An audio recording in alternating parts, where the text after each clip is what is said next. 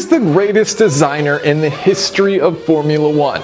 If you ask an F1 nerd, Adrian Newey's name undoubtedly will come up again and again and again. Throughout his career, 12 Newey-designed cars have won the Constructors' World Championship in Formula One. All of this is to say, the dude knows race cars. And it's been a dream of his since he was a kid to not only design race cars, but also design a supercar. And here it is, the Aston Martin Valkyrie. Wait, shoot, this is supposed to be about the new Red Bull RB17. Sorry, this is awkward. You see, Aston Martin Red Bull Racing used to be an F1 team, so this partnership made a lot of sense. Adrian Newey could take all of the knowledge he'd learned from the decades he spent in Formula One and through Aston Martin facilitate the production of an absolutely extreme road car, realizing his childhood dream. Well, Aston Martin didn't just want to be a title sponsor in Formula One. They wanted their own car. So they broke up with Red Bull and in 2021 birthed the Aston Martin F1 team. Okay, so that means Adrian Newey is working for the Red Bull F1 team while his dreamt up road car is for a competing Formula One team. Alright, a little awkward. But this is no problem, because Red Bull Racing is led by CEO Christian Horner, and if there's one thing this guy's good at, it's preventing awkward situations. Yeah, so my script, it says to just pause here for dramatic effect. So Christian unleashed Adrian to create that childhood dream car, basically a car that could match the speed of Formula One. And here it is, the Red Bull RB17. This is not at all related to the Aston Martin Valkyrie, which is obvious when looking at them. Again, here we have the RB17, and here we have the Aston Martin Valkyrie. Wait, I think I said that wrong. Sorry. This is the RB17, and this is the Valkyrie. Like I was saying, they're clearly not related. But there are very legitimate reasons to be excited about the RB17. Remember that Christian Horner guy that I said was good at preventing awkward situations? Well, he had a few words to share about the relationship with Aston Martin as it relates to the production of the Valkyrie. Quote, with Valkyrie working with the manufacturer, there was constant compromise and constant talk of budget. That brings up another thing Christian Horner's really good at, ignoring budgets. Oh, my catering has arrived. Wow, would you look at that? I love Arby's. But in this case, it's absolutely a win, because it set Adrian Newey free to design the car he's always wanted to. And what perfect timing, because Adrian Newey is leaving Red Bull. And it gets better, because the New York Times is reporting he could end up on another F1 team, quote, with Aston Martin understood to be leading the chase to secure his services upon his departure from Red Bull. What? We have come full triangle. Summarizing so far, Red Bull, Aston Martin, Adrian Newey, spicy love triangle. But here's why this is actually really cool. Red Bull's Formula One cars are restricted by the rule set. They can only be as fast as the rules allow. Road cars are restricted by the rules of road cars. While it's far less restrictive than the rules of, say, Formula One, it's still very restrictive. The RB17 has no rules. It's a track-only car, so Adrian Newey is completely unleashed to create whatever his heart desires. Now, before we get into the engineering, let's discuss the name. Red Bull have a very clever naming system. RB, as in Red Bull, and then the number, starting with 1. So you have the RB1, RB2, RB3, you get it. All the way up to the RB16, which was used in the 2020 season. Well, in 2020, COVID hits, there's chaos everywhere, and Red Bull, like many of us, forgets how to count. So they call the 2021 car the RB16B, and they call the 2022 car the RB18. So there never was an RB17. Until now. Alright, so if there's no rules, what's the goal and what are the limitations for this vehicle? Well, Adrian wanted to create a two-seater that could match the speeds of Formula One cars. So as far as the rules for this car, it needs to fit 2 people, it needs to be safe, and it needs to be ridiculously fast. Well, it turns out the limiting factor on speed comes down to the tires. I don't know how many times I need to say it, but once again, tires are the most important part of your car when it comes to performance. And that is the case here as well, as the load rating of the tires limits how much downforce you can have, and how much downforce you have ultimately is going to determine how fast you can go around a track. So there's 4 topics I'd like to discuss that are fascinating about this vehicle. First, the engine. Second, the hybrid system. Chill out, it's actually really cool. Third, the weight. And finally, the aerodynamics. And I promise I'll sneak in tires somewhere. So let's start with the engine. It's a naturally aspirated 4.5 liter V10 producing 1,000 horsepower by revving to 15,000 RPM. That's 4,000 RPM higher than the Mercedes-AMG 1, which is an engine based entirely on an F1 powertrain. Now, like the Aston Martin Valkyrie, this engine is built by Cosworth. So we've got the Valkyrie, we've got the Gordon Murray T50, we've got the Bugatti Tourbillon, and now the RB17, all coming with Cosworth power plants. Now, I don't know if Adrian Newey is the ignition behind this trend of high-revving, naturally aspirated Cosworth engines going into hypercars, since this all started with the Valkyrie. But if he is, hats off. Now, all of these engines are super impressive, but consider this. The Bugatti Tourbillon's engine makes about 120 horsepower per liter. That number jumps to 154 horsepower per liter for the Valkyrie. Gordon Murray takes it even higher, to 166 horsepower per liter. But none of this compares to the RB17 at 222 horsepower per liter. In a naturally aspirated engine. What? Now this is of course because power is a function of RPM, and this engine revs insanely high, much higher than these other Cosworth engines. So that also means it will have a very short stroke. I'm guessing the stroke will be a little over 50 millimeters with a bore of around 105 millimeters. For reference, the current F1 engines have a stroke of 53 millimeters and a bore of 80 millimeters, so a similar stroke and a similar redline, though F1 engines are significantly smaller and of course turbocharged. Now, we don't know how much torque it has, and we don't know at what RPM it makes peak power. So worst case, if it were to make peak power at 15,000 RPM, it would have at least 350 pound-feet of torque. Though I suspect the peak torque number will probably be around 400 plus pound-feet, based on what we've seen from other Cosworth engines. And that torque will be boosted further by an electric motor, which brings us to our next subject, the hybrid system. Now, on a true purist's racing machine, you might argue naturally aspirated combustion should be the only power source. Wow, look at you, stuck in your ways. Such a shame you haven't discovered the joy that is electric lawn equipment. Seriously, this stuff is game-changing.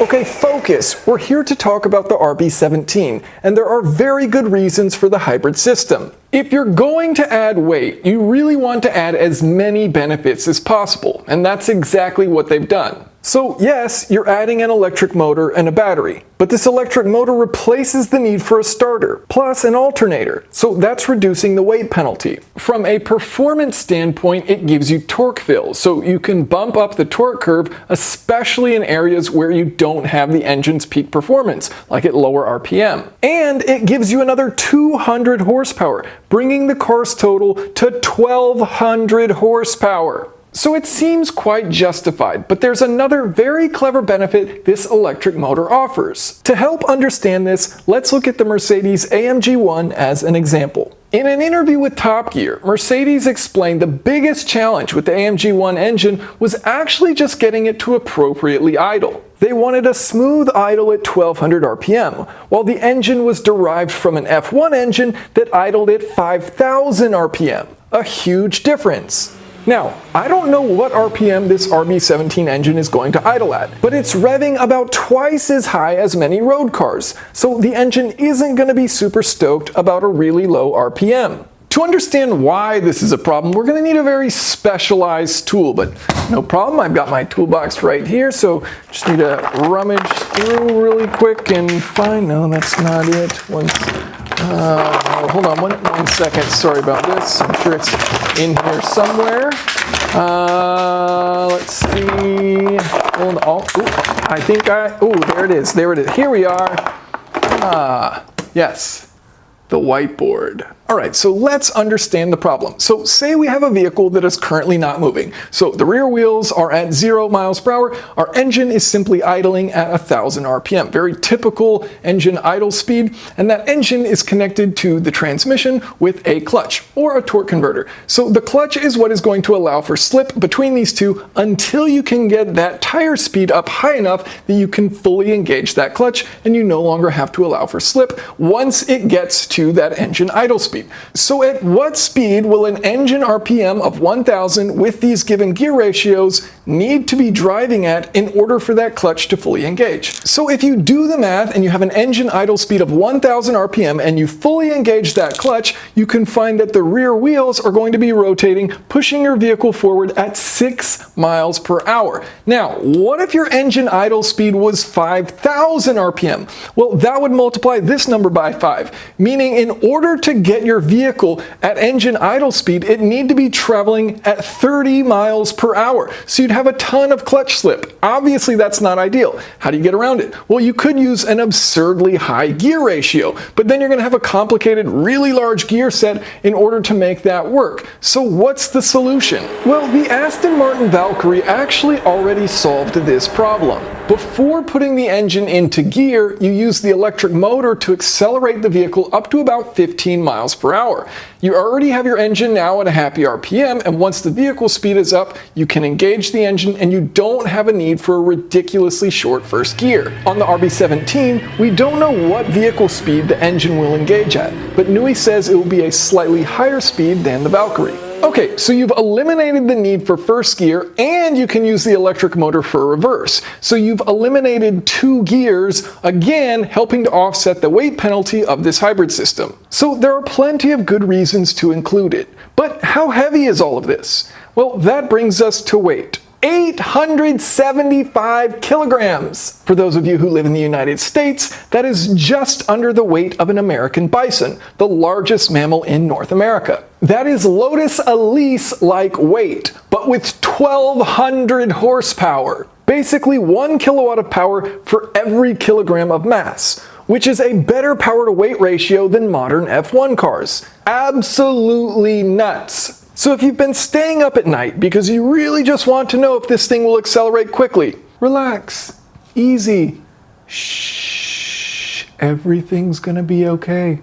Yes, it's going to be very fast. You know what else makes a shh sound? Aerodynamics, segways. Let's talk aero. First of all, Adrian Newey says the RB17 will be able to lap Silverstone, a popular F1 circuit, as quickly as a modern F1 car. Now, that's insane. The reason why F1 cars are so fast around a track is because they have huge amounts of downforce. So how much downforce does the RB17 have? 1,700 kilograms, nearly twice the weight of the vehicle, meaning it should be able to corner around 3 to 4 Gs. But F1 cars can generate about 3 to 4 times the weight of the car in downforce, about 3,000 kilograms with an 800 kilogram vehicle, so they can corner even faster.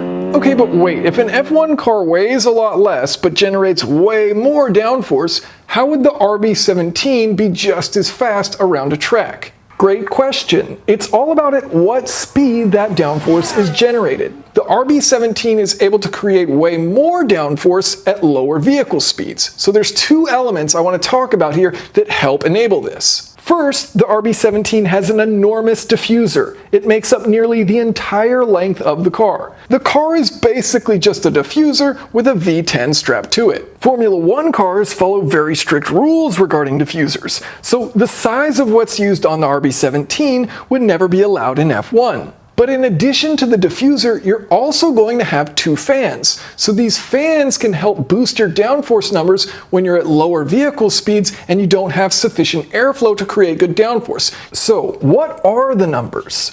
Well, Mercedes says a modern F1 car generates as much downforce as it weighs, in other words about 800 kilograms, at about 150 kilometers per hour. Red Bull's technical director Rob Gray says the RB17 will generate 1,700 kilograms of downforce at just 160 kilometers per hour. So again, it's generating way more downforce at lower speeds than an F1 car could. Alright, I think we need the whiteboard again. Okay, so here we're looking at downforce versus vehicle speed, and we're comparing the RB17 to an F1 car. And as you can see, on these lower speeds, below 200 kilometers per hour or so, the RB17 is actually going to have significantly more downforce than the F1 car. So if a track is designed so that the speeds are on this lower end rather than on this higher end, you'll see the RB17 is going to have more downforce, and therefore it's going to be the quicker car around that track. Now, you do have to take into consideration vehicle weight, but essentially that's going to remain true for how this graph looks. On the lower speeds,